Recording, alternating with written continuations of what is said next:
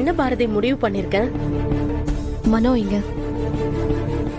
வெளியில தான் இருக்கா. மனோ, மனோ. வரேங்க. சரி சரி சார், புரியுது சார்.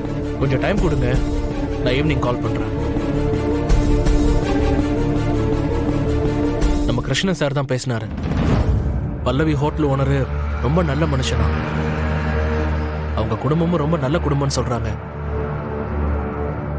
அவரை கல்யாணம் பண்ணிக்கிட்டா அக்கா ரொம்ப சந்தோஷமா இருப்பாங்கன்னு சொல்றாரு. அத முடிவு பண்ண வேண்டியது நீயும் நாங்களும் இல்ல, உங்க அக்கா தான். நான் முடிவு பண்ணிட்டேன். என்னால என் பழைய வாழ்க்கைக்கு போக முடியாது. அதனால நான் இழந்தது ரொம்ப அதிகம். நான் பட்ட கஷ்டம் ரொம்ப அதிகம். எனக்கு நடந்த கொடுமை ரொம்ப அதிகம். நான் அழுத அழுக அதிகம். அதனால எனக்கு அந்த பழைய வாழ்க்கை வேண்டாம்.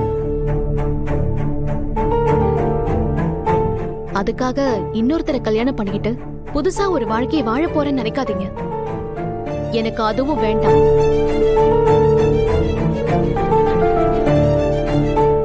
மனோ இந்த வீட்டுக்கு வந்ததுல இருந்து நான் சொல்ற விஷயம் ஒன்னே ஒண்ணுதான். எனக்கு நீங்க 3 பேர் தான் குடும்பம். என் குழந்தைங்க 2 பேர் தான் என் உலகம். இந்த ஊர்ல இருந்தா நீங்களும் சும்மா இருக்க மாட்டீங்க, நானும் நிம்மதியா இருக்க மாட்டேன். அதனால இந்த வீட்டை காலி பண்ணிட்டு வேற ஊருக்கு போயிடலான்னு முடிவு பண்ணிட்டேன்.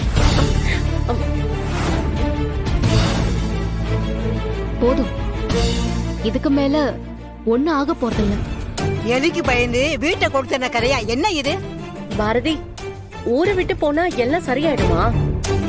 சரி ஆகும், ஆகணும். அக்கா, நீ பேசுறது உனக்கே நல்லா இருக்கா?